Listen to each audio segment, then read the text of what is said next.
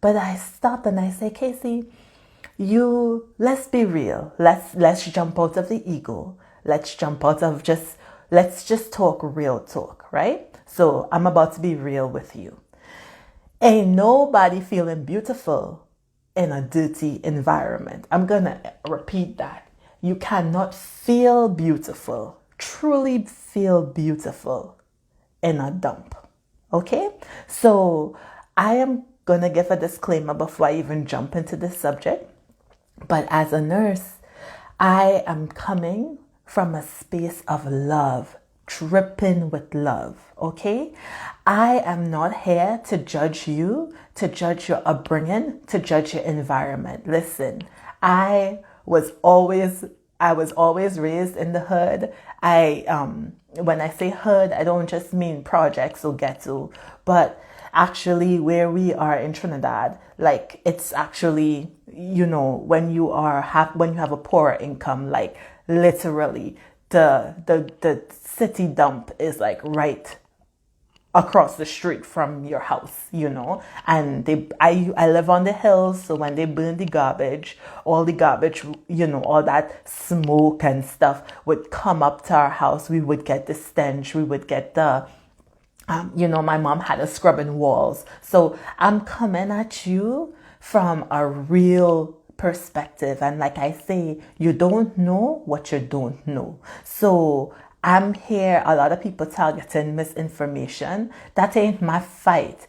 I am targeting people who are uninformed, and not uninformed because they're stupid or anything like that. Just uninformed because you don't know what you don't know, right? So let me not go on a spiel about that, but I wanted to say that to let you know that I'm not coming from a space of judgment. But as a healthcare provider, right, I see a lot of people come in the hospital and they have infections, nasty, nasty infections, right? And this is not to say that everybody who have a bad infection is dirty. I'm not making any assumptions like that. But what I am saying is that some patients that I have taken care of, I don't think that they even aware. They say if you sit in a particular scent or a particular environment, then you don't become aware of it. And I'm giving patient education and I'm telling them about the medicine, I'm telling them about the disease, but I want to reinvent patient education to tell you about yourself and how to care for yourself. Okay, so when you talk about self-care, I want you to think about clean and clear. Florence Nightingale, she said that God meant us, created us to live in a clean environment. And that definition of clean, a lot of people associate with money, but you don't need money to be clean. Before we talk about clean in the physical aspects, I want to take some time to talk about having a clean environment mentally, right? So I want to talk about your thoughts. Sometimes when people think about clean thoughts, they think only, I'm not going to think about ugly things like maybe pornography or whatever they're struggling with, or, but when I talk about clean thoughts, I just want to be a little bit clear and highlight that clean thoughts, it includes the thoughts that you think about yourself, about other people, right? So sometimes in our mind, we kind of give ourselves, we might be a beautiful person, a nice person, but we give ourselves a permission to talk negatively and just play a script where we're constantly berating ourselves. And a little way of how I caught my unclean thoughts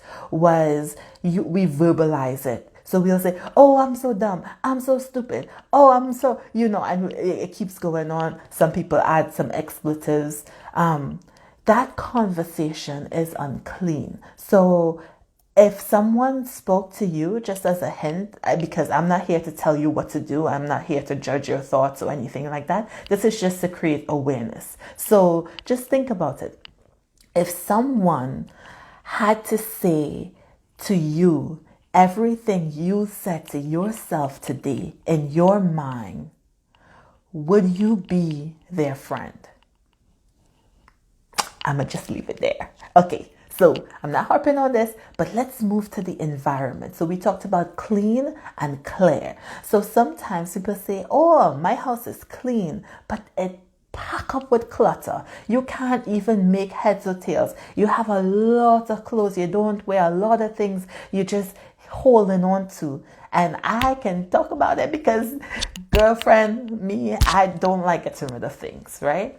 But I had to learn that has to do not just with the physical space, but going back to the thoughts, right? Clutter has a lot to do with your mental, where you are in your mind, your mindset. So it has a lot to do with scarcity, fear, right? You're afraid that when you need something, it's not going to be there. Something I would say, work on your faith. But on top of that, really dive deep into why are you holding on to the things that you're holding on to, right? So if you say I'm in a clean environment, right, it also should encompass clarity, right? Clear. Now, when you think about cleaning and clearing things out, right?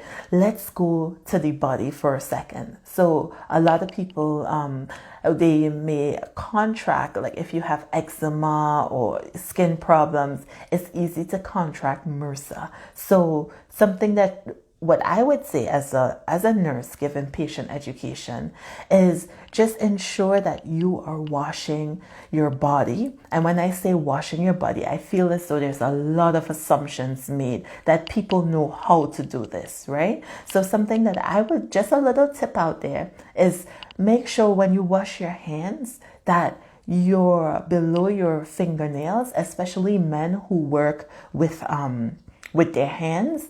Sometimes their hands are clean, but up under below the fingernails is dirty. And you want to make sure that it's clean. You keep that clean. Also, when you go to the bathroom, you want to make sure that you are entirely cleaning yourself. You want to make sure that your bathroom is clean, because that's where your fuel, your fluids, that's where your waste is. That's where you go from dirty to clean and clean to dirty. So you can reinfect yourself, or you can have cleaned yourself, but if you cleaned yourself in a dirty environment, or you take a shower and then you don't wash your towels regularly, and when I say regularly, I mean at least once a week, you're gonna dirty yourself even though you just cleaned yourself. So this is just I just want to have real talk. And I'm going to finish it off. I'm going to talk a little bit more on this in the future. If you like it, please let me know. If I wasn't clear on any particular point, or maybe I said something and you heard it for the first time, no shame in that. You need me to explain. I don't know everything, but I sure can do the research and get it back to you. Please let me know. If you have any questions, please let me know. If you want clarity, please let me know. I'm going to end off this with an affirmation, and it's an affirmation of validation. Yesterday I talked about validation. Please go back and watch it. But if you say, how do I validate myself? I'll just run through my morning affirmation and validation with you, and I'll do it now. So I'm just going to take a second to center myself. Okay. I'll take one cleansing breath, right? Breathe in deep. Breathe out. Okay. And then in the mirror, when you wake up, before you put on your makeup, right? You take your hand and you put over your heart, and you look at yourself in the eye, and you acknowledge yourself. Good morning, Casey, right? So you acknowledge yourself, good morning, right? And if you want to be brave, you could say, I love you, right? You could say, I am beautiful, right? And when you say, I love you, right? Sometimes it might come with a little hesitation. So you say, I love you because I know you, right? And I love you for who you have been, right? I love you for who you are, and I love you for who you want to become.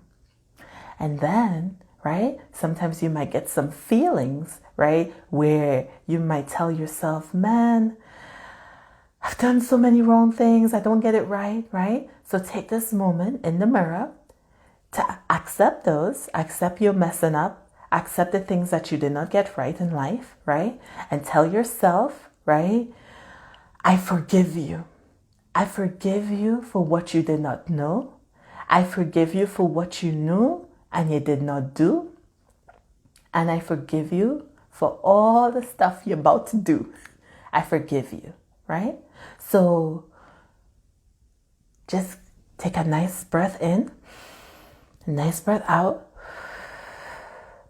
And lastly, you could say, I am proud of you. I am proud of you that you even took the time to do this, to give yourself a break, to give yourself a moment, right? And now you could go ahead and you could do your meditation, you could do your exercise, you could go ahead now and say your prayers, do your Bible reading, whatever you do, you get your stillness in, whatever you do. But you know what? I tell you what, you acknowledge yourself. So watch and see. You're going to acknowledge other people. You're going to have a little bit more joy.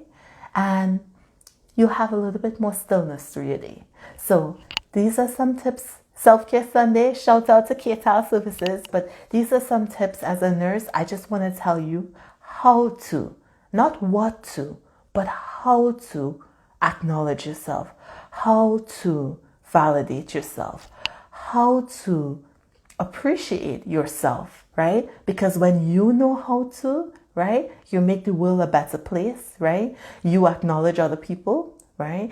And, right, I just empowered you to how to be healthy, how to take care of yourself. I just informed you, right? So take your deep breath in. If you missed the exercise, I'm going to post it separately, right? Hopefully I figure out how to do that. And if this brought value to you, I want you to share it with someone you think will appreciate it. So sending you lots of love. Remember, cleanness follows clarity. It starts with the mind. Clean thoughts include clean thoughts about yourself and positive conversation in your head. Keep it high, okay? And then it spreads into your environment, clean and clear. We'll talk about letting go next time. But thank you for joining, and I'm sending you tons of positive vibes, tons of love. Thank you. I'll see you later. Bye-bye.